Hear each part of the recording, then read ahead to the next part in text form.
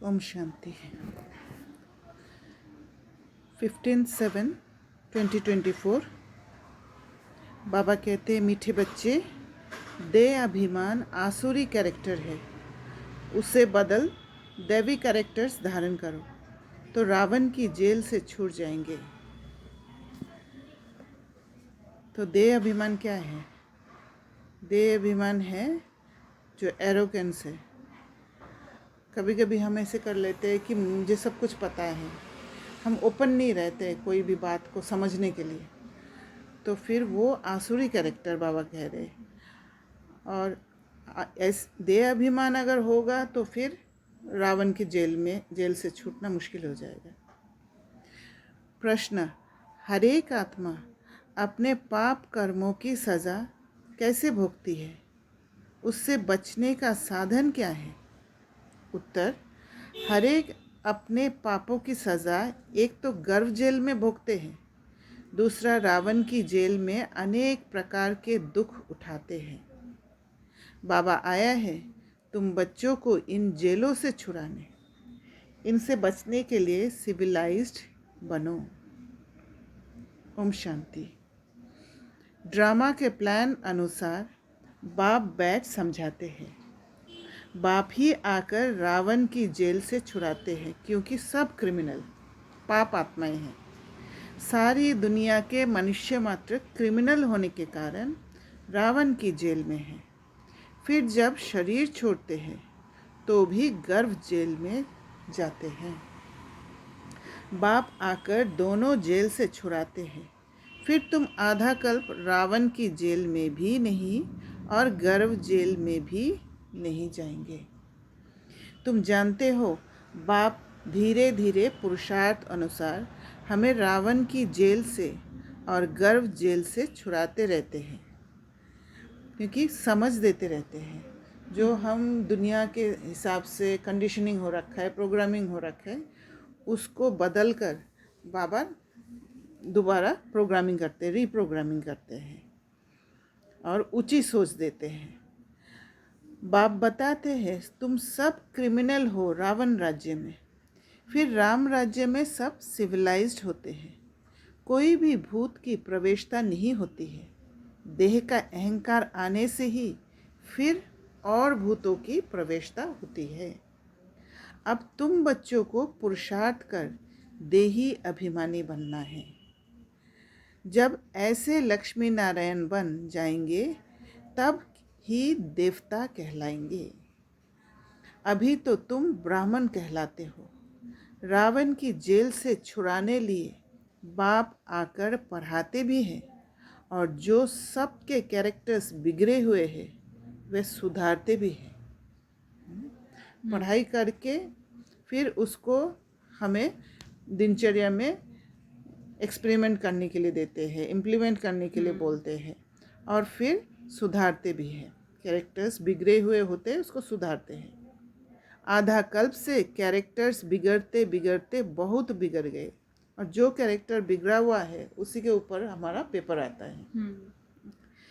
इस समय है तमो प्रधान कैरेक्टर्स। देवी और आसुरी कैरेक्टर्स में बरोबर रात दिन का फर्क है। बाप समझाते हैं अब पुरुषार्थ कर अपना देवी कैरेक्टर्स बनाना है, तब ही आसुरी कैरेक्टर्स से छूटते जाएंगे। तो धीरे धीरे जो जहाँ जहाँ हमारा समझ उल्टा हो रखा था, उस समझ को सीधा करके देवी कैरेक्टर्स को बनाना है। आसुरी कैरेक्टर्स में देह अभिमान है नंबर 1। देही अभिमानी के कैरेक्टर्स कभी बिगड़ते नहीं हैं, हमेशा एक स्थिति में रहेगा। अगर देही अभिमानी रहेंगे तो कभी भी कोई भी इन्फ्लुएंस में नहीं आएंगे, किसी भी चीज़ में प्रभावित नहीं होंगे, क्योंकि उनका स्थिति ही ऊपर है। सारा मदार कैरेक्टर्स पर है। देवताओं का कैरेक्टर कैसे बिगड़ता है? जब वे वाम मार्ग में जाते हैं, अर्थात विकारी बनते हैं, तब कैरेक्टर्स बिगड़ते हैं। जगन्नाथ के मंदिर में अभी बाबा कह रहे हैं कि बाबा ने कहा कि वाम मार्ग में जब देवता जाते हैं तब विकारी बनते हैं, और कैरेक्टर्स भी बिगड़ते हैं। अब इसका चिन्ह इस दुनिया में जो सिंबल्स कहाँ पर है, प्रूफ कहाँ पर है, वो भी बाबा बता रहे। जगन्नाथ के मंदिर में ऐसे चित्र दिखाए हैं वाम मार्ग के। ये तो बहुत वर्षों का पुराना मंदिर है। ड्रेस आदि देवताओं की ही है। दिखाते हैं देवता है, क्योंकि देवता ही वाम मार्ग में गए, इसलिए देवता रूप में दिखा के फिर वाम मार्ग वाला पिक्चर दिखाते हैं। दिखाते हैं देवता वाम मार्ग में कैसे जाते हैं। वाम मार्ग क्या है? मानो गिरते हैं नीचे। अच्छा। डिप्लीट होते हैं। पहली पहली क्रिमिनलिटी है ही ये। काम चिता पर चढ़ते हैं, फिर रंग बदलते बदलते बिल्कुल काले हो जाते हैं। माना आत्मा का जो ब्राइटनेस वो ख़त्म हो जाता है, अंधकार होने लग जाते हैं, नॉलेज ख़त्म हो जाता है, बुद्धि काम नहीं करती है पहले। और जैसे ही बुद्धि काम नहीं करता है तो हम एक दूसरे का बुद्धि का सहयोग लेने लग जाता है, और कोई बोलते हैं उसको मान लेते हैं। फिर वो हमारे जीवन में पब्लिक ओपिनियन के हिसाब से आया है, सुनी सुनाई बात। पहले पहले गोल्डन एज में है संपूर्ण गोरे, फिर 2 कला कम हो जाती है। त्रेता को स्वर्ग नहीं कहेंगे, वह है सेमी स्वर्ग। बाप ने समझाया है, रावण के आने से ही तुम्हारे ऊपर कट चढ़ना शुरू हुई है। पूरे क्रिमिनल अंत में बनते हो। अभी 100% क्रिमिनल कहेंगे। 100% वाइसलेस थे, फिर 100% विशियस बने। अब बाप कहते हैं सुधरते जाओ। ये रावण का जेल बहुत बड़ा है। सबको क्रिमिनल ही कहेंगे, क्योंकि रावण के राज्य में है ना राम राज्य, और रावण राज्य का तो उनको पता ही नहीं है। अभी तुम पुरुषार्थ कर रहे हो राम राज्य में जाने का। संपूर्ण तो कोई बना नहीं है, कोई फर्स्ट, कोई सेकंड, कोई थर्ड में है। अब बाप पढ़ाते हैं, दैवी गुण धारण कराते हैं। देह अभिमान तो सब में है। जितना जितना तुम सर्विस में लगे रहेंगे, उतना देह अभिमान कम होता जाएगा। सर्विस करने से ही देह अभिमान कम होगा। अब सर्विस कैसे करेंगे? जब देही अभिमानी बन के वो मन की जो स्टेबिलिटी वो मेंटेन करके जब रहेंगे तो ऑटोमेटिक आपका सर्विस होगा, है ना। आत्माओं तक वो वाइब्स पहुँचते जाएगा। देही अभिमानी बड़ी बड़ी सर्विस करेंगे। बाबा देही अभिमानी है तो कितनी सर्विस, अच्छी सर्विस करते हैं। सभी को क्रिमिनल रावण की जेल से छुड़ाए सद्गति प्राप्त करा देते हैं। वहाँ फिर दोनों जेल नहीं होगी। तो सतयुग में ना रावण की जेल होगी, ना गर्भ जेल होगी। तो जो सर्विस देही अभिमानी है, जो सर्विस करते हैं, वो क्या करते हैं? जो क्रिमिनल है, क्रिमिनल रावण है, उसके जेल में फंसे हुए, जैसे कोई अगर घृणा करते हैं, घृणा एक रावण की कैरेक्टर है ना। रावण के कैरेक्टर में फंसे हुए हैं। अगर आप ऐसी समझ दे दो उस आत्मा को, तो वो समझ लेके वो घृणा का संस्कार से छूट जाते हैं, छूट के खुद से जुड़ जाते हैं। तो फिर आपने उसको छुड़ा दिया है, लिबरेट कर दिया है। यहाँ डबल जेल है। सतयुग में ना कोर्ट है, ना पाप आत्माएं हैं, ना तो रावण की जेल ही है। रावण की है बेहद की जेल। सभी 5 विकारों की रस्सियों में बंधे हुए हैं। अपरम अपार दुख है। दिन प्रतिदिन दुख वृद्धि को पाता रहता है। सतयुग को कहा जाता है गोल्डन एज, त्रेता को सिल्वर एज। सतयुग वाला सुख त्रेता में नहीं हो सकता, क्योंकि आत्मा की 2 कला कम हो जाती है। आत्मा की कला कम होने से शरीर भी ऐसे हो जाते हैं। तो ये समझना चाहिए कि बरोबर हम रावण के राज्य में देह अभिमानी बन पड़े हैं। अब बाप आया है रावण की जेल से छुड़ाने के लिए। कभी कभी ऐसे लगता है कि रावण के जेल में फंसे हुए हैं, समझ ही नहीं आता है, वो रावण के जेल में ही फंसे रहते हैं और समझते हैं कि हाँ मैं अच्छा पुरुषार्थ कर रही हूँ, अच्छा पुरुषार्थ कर रही हूँ। तो उसके लिए क्या है कि बाबा का पावर चाहिए, योग बल चाहिए। ज्ञान का पावर चाहिए, तब सही निर्णय ले पाते हैं। नहीं तो निर्णय में भी गड़बड़ करके रावण जो है, माया जो है, माया माना क्या है, इल्यूजन है, वो इल्यूजन ऐसा पिक्चर दिखा देते हैं जैसे रियल लगेगा और ऐसे फील कराएगा कि ये मैं सही रास्ते पर चल रही हूँ, अब तक मैं रॉन्ग थी। इतना कंफर्मेशन दे देते हैं। अब बाप आया है रावण की जेल से छुड़ाने के लिए। आधा कल्प का देह अभिमान निकलने में देरी तो लगती है, बहुत मेहनत करनी पड़ती है। जल्दी में जो शरीर छोड़ गए वे फिर भी बड़े होकर आए कुछ ज्ञान उठा सकते हैं। जितना देरी होती जाती है तो फिर पुरुषार्थ तो कर ना सके। कोई मरे फिर आकर पुरुषार्थ करे, सो तो अब ऑर्गन्स बड़े हो, समझदार हो, तब कुछ कर भी सके, है ना। अभी शरीर छोड़ दिया तो क्या होगा, फिर बड़ा होना पड़ेगा, फिर ज्ञान को समझना पड़ेगा, तो पुरुषार्थ करना बहुत मुश्किल हो जाएगा। देरी से जाने वाले तो कुछ सीख नहीं सकेंगे। जितना सीखे उतना सीखे, इसलिए मरने से पहले पुरुषार्थ करना चाहिए। जितना हो सके इस तरफ आने की कोशिश ज़रूर करेंगे। इस हालत में बहुत आएंगे, झार वृद्धि को पाएगा। समझानी तो बहुत सहज है। बॉम्बे में बाप का परिचय देने के लिए चांस बहुत अच्छा है। ये हम सब का बाप है। बाप से वर्षा तो ज़रूर स्वर्ग का ही चाहिए। कितना सहज है। दिल अंदर गदगद होना चाहिए। ये हमको पढ़ाने वाला है ना, भगवान पढ़ाने वाला है। अभी जो हम पढ़ रहे हैं ये हम नहीं पढ़ रहे, वो भगवान निमित्त बना के पढ़ा रहे हैं। तो ये समझ आना चाहिए कि भगवान पढ़ा रहे हैं, ये हमारी एम ऑब्जेक्ट है।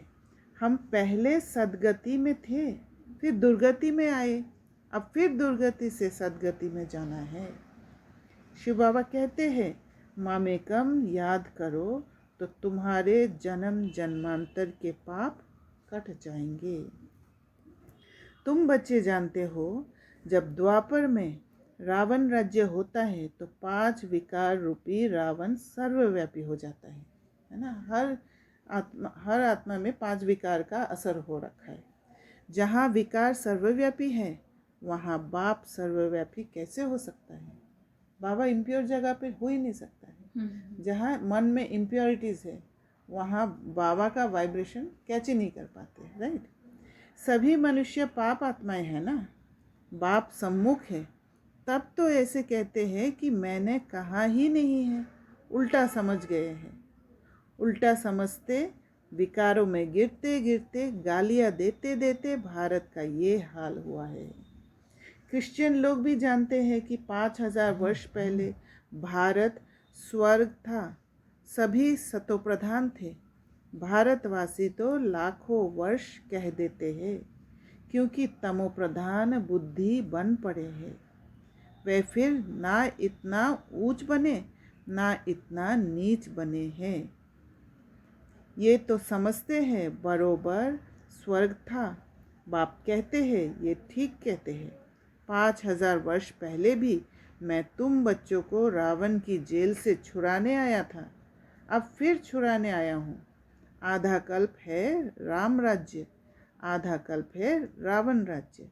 बच्चों को चांस मिलता है तो समझाना चाहिए। बाबा भी तुम बच्चों को समझाते हैं, बच्चे ऐसे ऐसे समझाओ। इतने अपरम अपार दुख क्यों हुए हैं। पहले तो अपरम अपार सुख थे जब इन लक्ष्मी नारायण का राज्य था। ये सर्वगुण संपन्न थे। अब ये नॉलेज है ही नर से नारायण बनने की। पढ़ाई है, इनसे दैवी कैरेक्टर्स बनते हैं। इस समय रावण के राज्य में सभी के कैरेक्टर्स बिगड़े हुए हैं। सबके कैरेक्टर सुधारने वाला तो एक ही राम है। इस समय कितने धर्म हैं, मनुष्य की कितनी वृद्धि होती रहती है। ऐसे ही वृद्धि होती रहेगी तो फिर खाना भी कहाँ से मिलेगा। सतयुग में तो ऐसी बातें होती नहीं हैं। वहाँ दुख की कोई बात ही नहीं। ये कलयुग है, दुख धाम। सब विकारी है। वह है सुखधाम, सभी संपूर्ण निर्विकारी है। घड़ी घड़ी उन्हों को ये बतलाना चाहिए तो कुछ समझ जाए। बाप कहते हैं, मैं पतित पावन हूँ, मुझे याद करने से तुम्हारे जन्म जन्मांतर के पाप कट जाएंगे। अब बाप कैसे कहेंगे? ज़रूर शरीर धारण कर बोलेंगे ना। पतित पावन सर्व का सद्गति दाता एक बाप है। ज़रूर वह किसी रथ में आया होगा। हमारा बच्चों का स्थिति ऐसा है कि बिगर बोले समझ में नहीं आता है, तो बाबा को क्या है, शरीर में तो आना ही पड़ेगा। बाप कहते हैं, मैं इस रथ में आता हूँ जो अपने जन्मों को नहीं जानते हैं। बाप समझाते हैं, ये 84 जन्मों का खेल है। जो पहले पहले आए होंगे वही आएंगे, उनके ही बहुत जन्म होंगे, फिर कम होते जाएंगे। सबसे पहले देवताएं आए। बाबा बच्चों को भाषण करना सिखलाते हैं, ऐसे ऐसे समझाना चाहिए। अच्छी रीति याद में रहेंगे, देह अभिमान नहीं होगा तो भाषण अच्छा करेंगे। वो ऑटोमेटिक ज्ञान फ्लो करते रहेगा अगर देही अभिमानी रहेंगे। वो याद करना नहीं पड़ता है, प्रिपेयर करना नहीं पड़ता है। शिव बाबा देही अभिमानी है ना, कहते रहते हैं, बच्चे देही अभिमानी भव, कोई विकार ना रहे, अंदर में कोई शैतानी ना रहे, अंदर एकदम प्योर। तुम्हें किसको भी दुख नहीं देना है, किसकी निंदा नहीं करनी है। तुम बच्चों को कभी भी सुनी सुनाई बातों पर विश्वास नहीं करना चाहिए। इसलिए सबसे पहले हमें ये समझना चाहिए, एक हम अनुभव सुनाते हैं किसी के बारे में कह के, और एक होता है निंदा करते हैं।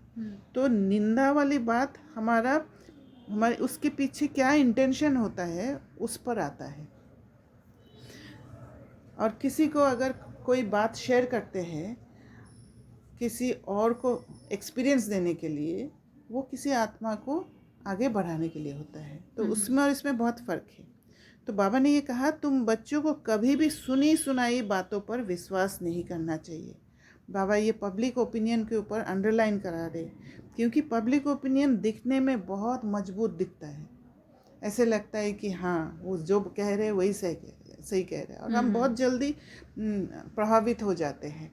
तो पब्लिक ओपिनियन जो भी जितना भी अब तक का हर एक शब्द का डेफिनेशन हमें पब्लिक ओपिनियन द्वारा कंडीशनिंग हुआ है, प्रोग्रामिंग हुआ है, उस पर वापस हमें चिंतन करना ज़रूरी है और समझना है कि असलियत में बाबा के हिसाब से क्या अर्थ है इसका। बाप से पूछो, ये ऐसे कहते हैं, क्या सत्य है? बाबा बता देंगे। तो बाबा कैसे बताएंगे? जब बाबा से पूछेंगे तो हम उस बात को सोचते हैं एक एकांत में बैठ के, तब वो जवाब आ जाता है।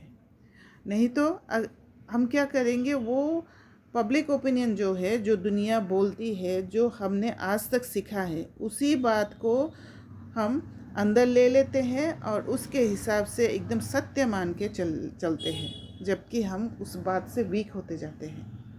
नहीं तो बहुत है जो झूठी बातें बनाने में देरी नहीं करते हैं। फलाने ने तुम्हारे लिए ऐसे ऐसे कहा, सुनाकर उनको ही खाक कर देंगे। इसलिए इसका प्रोसेस क्या है? बाबा क्या कहते हैं? त्रिकालदर्शी बनो। कोई भी बात सुना, उसको एनालाइज करो, समझो कि ये भी तो हो सकता है, ये भी एक पॉसिबिलिटी हो सकता है। हर पॉसिबिलिटी को समझ के फिर डिसीजन लेना है कि बात सही है कि नहीं है। अपना बुद्धि को लगाना है, क्योंकि अपना बुद्धि अगर नहीं लगाएंगे ना तो बुद्धि डेवलप नहीं होगा। और बुद्धि का डेवलपमेंट के हिसाब से ही स्वर्ग में उच्च पद मिलता है। बाबा जानते हैं ऐसे बहुत होता है।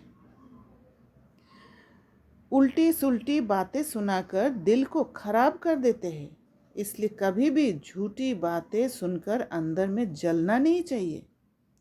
पूछो, फलाने ने मेरे लिए ऐसे कहा है? अंदर सफाई होनी चाहिए। कई बच्चे सुनी सुनाई बातों पर भी आपस में दुश्मनी रख देते हैं। कुछ सुन लिया और फिर मैंने आपको बोला नहीं, मैं भी चुप रह गई, आप भी चुप रह गई, और अंदर में एक दुश्मनी आ गया, क्योंकि मुझे मेरे अंदर ट्रॉमा आ गया, आपके अंदर भी ट्रॉमा आ गया, मेरे लिए ऐसे बोला, बस फिर वो रिलेशन ब्रेक हो जाता है। तो बाबा यही कह रहे, दुश्मनी रख देते हैं। बाप मिला है तो बाप से पूछना चाहिए ना।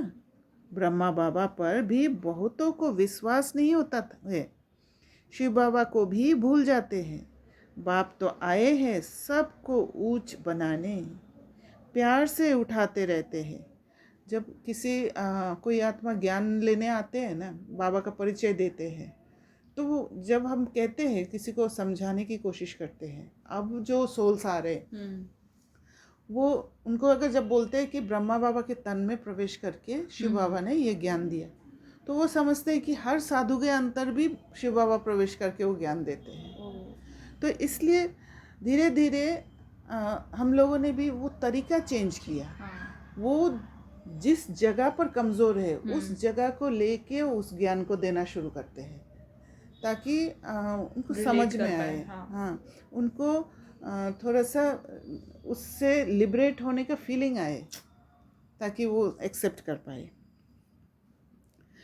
शिव बाबा को भी भूल जाते हैं। बाप तो आए हैं सबको ऊंच बनाने, प्यार से उठाते रहते हैं। ईश्वरीय मत लेनी चाहिए, निश्चय ही नहीं होगा तो पूछेंगे ही नहीं, तो रेस्पॉन्ड भी नहीं मिलेगा।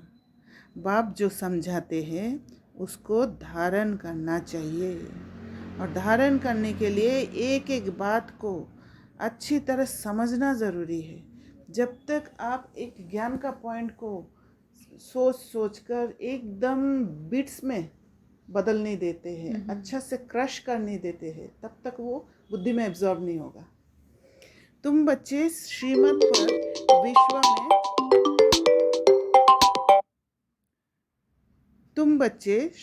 पर विश्व में शांति स्थापन करने के निमित्त बने हो। एक बाप के सिवाय और कोई की मत ऊंचते ऊंच हो नहीं सकती। ऊंचते ऊंच मत है ही भगवान की, जिससे मर्तबा भी कितना ऊंचा मिलता है। बाप कहते हैं, अपना कल्याण कर ऊंच पद पाओ, महारथी बनो। तो अपना कल्याण करना है, ये ज्ञान है मेरे लिए, खुद का कल्याण करने के लिए। और महारथी बनो, जैसे बाबा कहते हैं, एक है महारथी, एक घोड़सवार, एक प्यादे। प्यादे क्या करते हैं, नीचे चलते हैं। जब नीचे चलते हैं, आपको आपके सामने जो सीन है वही दिखता है। घोड़सवार क्या है, जो घोड़े में बैठते हैं, थोड़ा सा ऊंचा होते हैं, थोड़ा सा ऊंचाई से जितना दिखाई देता है उतना ही समझ पाते हैं। और महारथी क्या है, हाथी में बैठने वाला, बहुत ऊंचा में बैठते हैं। अच्छा। तो ऊपर से जब सीन को देखते हैं तो एकदम कंप्लीट पिक्चर दिखाई देता है कि क्या हुआ होगा, तब वो क्लैरिटी आता है। पढ़ेंगे ही नहीं तो क्या पद पाएंगे, ये है कल्प कल्पांतर की बात। सतयुग में दास दासियाँ भी नंबरवार होते हैं। बाप तो आए हैं ऊंच बनाने, परंतु पढ़ते ही नहीं है तो क्या पद पाएंगे।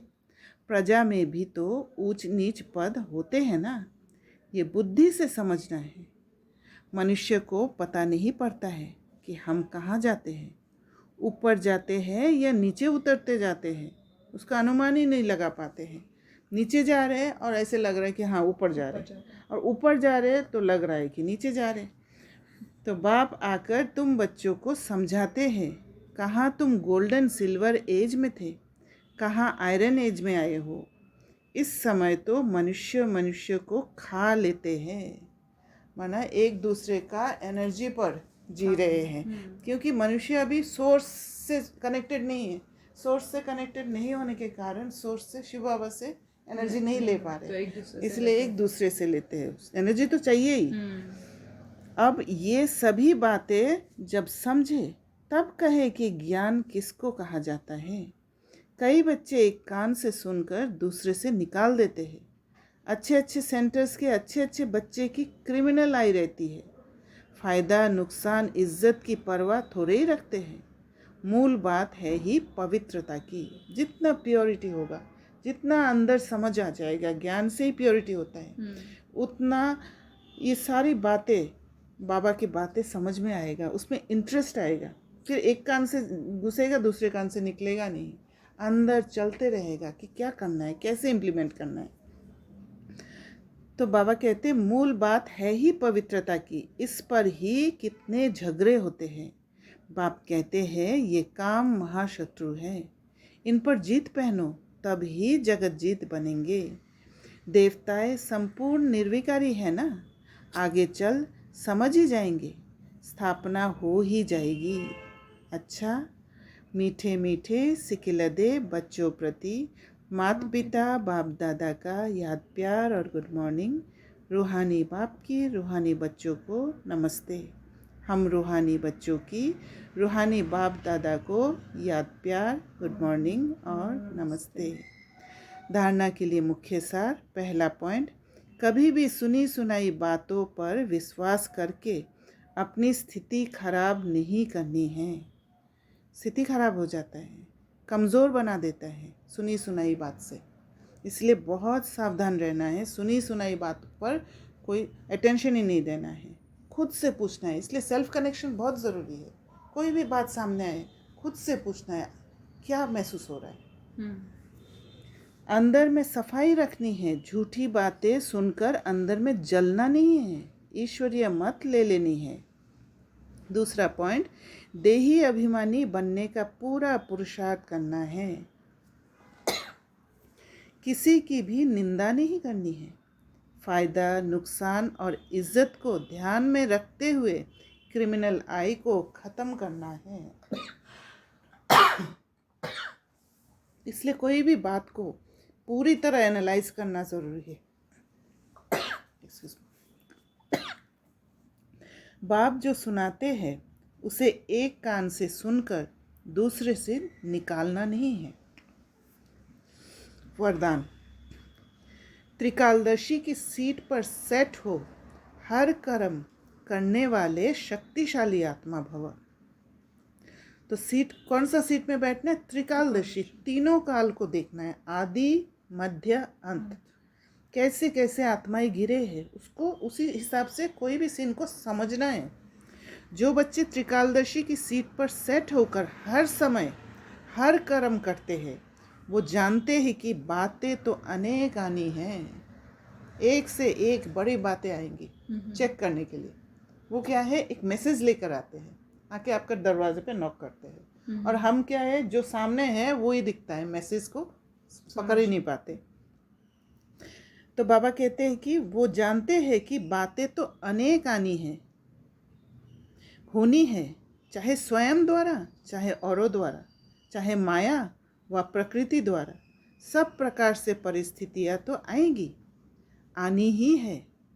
लेकिन स्वस्थिति शक्तिशाली है तो परिस्थिति, दूसरे की स्थिति मुझे इफेक्ट नहीं करेगा।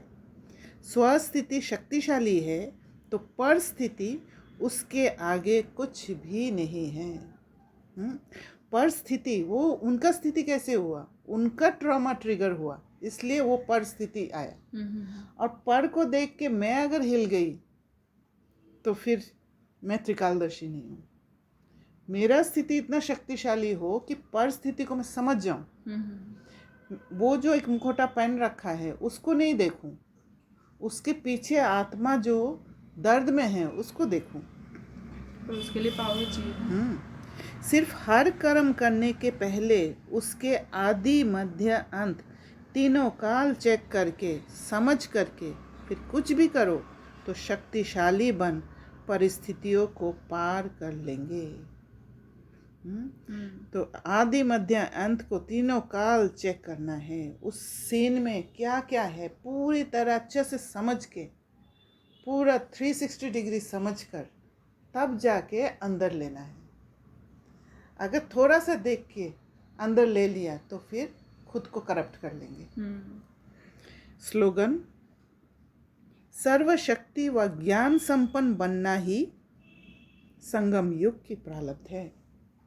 तो संगम युग में क्या मिल रहा है? एक योग बल मिल रहा है और एक ज्ञान से संपन्न हो रहे हैं।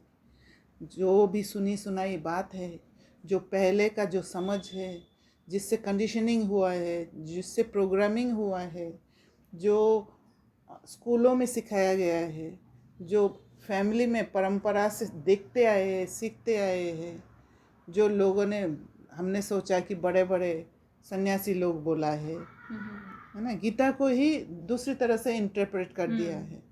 तो ये सारा कुछ हमें ख़त्म करना है, और बाबा जो कह रहे हैं उसको बुद्धि लगा के समझना है कि क्या कह रहे, क्या है मेरे लिए।